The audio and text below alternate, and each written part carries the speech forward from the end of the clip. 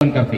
लेकिन दुर्भाग्य है हमारे समाज का कि वो परम पूज्य बाबा साहब डॉक्टर अम्बेडकर की जय जयकार तो करता है, लेकिन उनके विचारों पर चलने का काम नहीं करता। परम पूज्य बाबा साहब डॉक्टर अम्बेडकर दो संस्कृतियों के संघर्ष की बात करते हैं। एक तरफ ब्राह्मण संस्कृति है और दूसरी तरफ बौद्ध संस्कृति है। ये बाबा साहेब बात करते।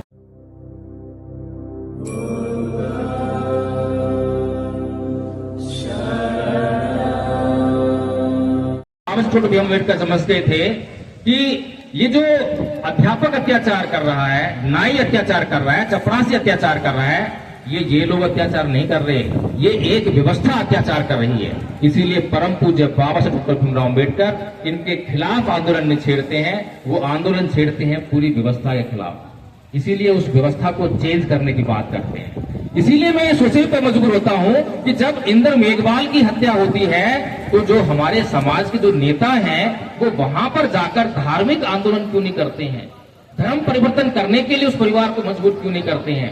ये समाज जब तक हिंदू बना रहेगा, ये समाज जब तक हिंदू बना रहेगा, इसकी जाति बनी रहेगी, और जब तक इसकी जाति बनी रहेगी तो जाति पे अत्याचार होता रहेगा। ये बात क्यों नहीं समझाते हैं। अगर हमारे समाज के नेताओं में सामाजिक ईमानदारी होती तो निश्चित तौर पर वो लोग जाकर जो है ये आंदोलन करते। लेकिन दुर्भाग्य है हमारे समाज का कि वो परम पूज्य बाबा साहब डॉक्टर अम्बेडकर की जय जयकार तो करता है, लेकिन उनके विचारों पर चलने का काम नहीं करता। परम पूज्य बाबा साहब डॉक्टर अम्बेडकर दो संस्कृतियों के संघर्ष की बात करते हैं। एक तरफ ब्राह्मण संस्कृति है और दूसरी तरफ बौद्ध संस्कृति है। ये बाबा साहेब बात करते हैं।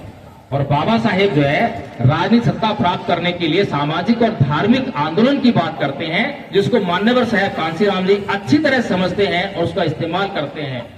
और मान्यवर साहेब कांशीराम जी अपने इस अभियान में धर्म को नहीं भूलते हैं। लेकिन मैं ये समझने पर बड़ा जोर लगाता हूं, सोचता हूं कि आखिर बहुजन समाज के लोग बाबा साहेब के बताए हुए मार्ग पर क्यों नहीं चल रहे हैं, वो क्यों नहीं बौद्ध धर्म अपना रहे हैं। हिंदू धर्म छोड़ेंगे नहीं छोड़ेंगे मुझे पता नहीं है, लेकिन बौद्ध धर्म अपनाने में क्या कष्ट हो रहा है, समस्या क्या है। एक संस्कृति है जो ये कहती है कि ईंट का जवाब पत्थर से दो, ईंट का जवाब पत्थर से दो। और जब ईंट का जवाब पत्थर से देने की बात आती है तो हम अपने बच्चों को समझाते हैं कि हम बाबा साहेब की संतान हैं, हमें डरना नहीं है। कोई एक कहे तो चार कहो, कोई एक मारे तो चार मार के आओ। ये सब हम अपने बच्चों को बचपन से सिखाते हैं। और जब हमारा बच्चा ये सब कुछ सीख जाता है, घर से बाहर जाता है, तो उसको दो चार लोग मिलते हैं जो उसको कुछ कह देते हैं। बच्चे को सिखाया है कि सहन मत करियो, अगर सहन करके आया तो तेरे को और पिटाई करेंगे। तो बच्चा जो है एक सुनता है तो चार कहता है, वो एक मारते है चार मारता है। उनके पास चाकू छुरा होता है, वो भोंक देते हैं। बंदूक होती है तो गोली मार देते हैं, उसकी हत्या कर देते हैं। ये जो हमारे बच्चे की हत्या हुई, इसके लिए जिम्मेदार कौन है? वही संस्कृति जो ये सिखा रही है कि ईंट जवाब पत्थर से दो। और जो बाबा साहेब जिस संस्कृति में जाने की बात करते हैं, बौद्ध संस्कृति, वो क्या कहती है? भगवान बुद्ध कहते हैं कि ना ही वेरेण वीरानी समन्तित कुदाचनन अवैरेण च समन्ति ऐस धर्मो सनातनो, कि वैर से कभी वैर शांत नहीं होता, अवैर से ही वैर शांत होता है। अगर हमने अपने बच्चों को ये वाली शिक्षा दी कि बेटा कभी कोई कुछ कह दे तो पलट के जवाब मत दियो, अगर कोई तेरे को पिटाई कर दे तो पूछ लियो कि अंकल जी मुझे क्यों मारा, जरूर मुझसे कुछ गलती हुई होगी, मुझे मेरी गलती तालो ताकि मैं अपना उद्धार कर लूं। गलती मेरी है तो उद्धार मेरा होगा सुधार करने पर।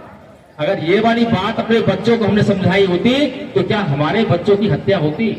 दो संस्कृतियां हैं। एक संस्कृति हर पल हमारे भीतर हिंसा, द्वेष और घृणा के बीज रोपित कर रही है, हमें मारने की तैयारी कर रही है, मार ही डाल रही है। और दूसरी संस्कृति हर पल प्रतिपल हमारी रक्षा कर रही है। बाबा साहेब डॉक्टर भीमराव अम्बेडकर इस दुनिया के महानतम विद्वान व्यक्ति हैं। The symbol of knowledge, the son, the greatest Indian. जितनी उपाधियों से उन्हें नवाजा है उतना कम है। तो इसलिए हम ये क्यों नहीं समझ पाते कि बाबा साहेब डॉक्टर भीमराव अम्बेडकर अगर हमारे लिए कुछ करने के लिए कह रहे हैं तो उसमें तो भला हमारा ही है, तो हम उसको क्यों नहीं कर रहे हैं। अब समस्या ये है, मैंने कई जगह ऐसे कार्यक्रम किए, जगह जगह करता हूं, आज भी 2 कार्यक्रम किए, भी गोंडा में किया है और तुरंत बात पता लगा कि यहाँ कार्यक्रम तो यहाँ भी चले आए। मैं पूछता हूं कि कितने लोग बौद्ध हैं, आप बताइए कितने लोग बचे हुए हैं, कि कितने लोग बौद्ध हैं, हाथ खड़ा कीजिए। हाँ बस, चलो ठीक है, मैं कहता हूं, कोई बात नहीं। देखिए, जब मैं ऐसे पूछता हूं ना कि कितने लोग बौद्ध हैं, हाथ खड़े हो जाते हैं। चाहे आधे खड़े हो, 10 खड़े हो, 20 खड़े हो, हाथ खड़े हो जाते हैं। फिर मैं उनको बुला के पूछता हूं कि बताओ भैया बौद्ध धर्म क्या है।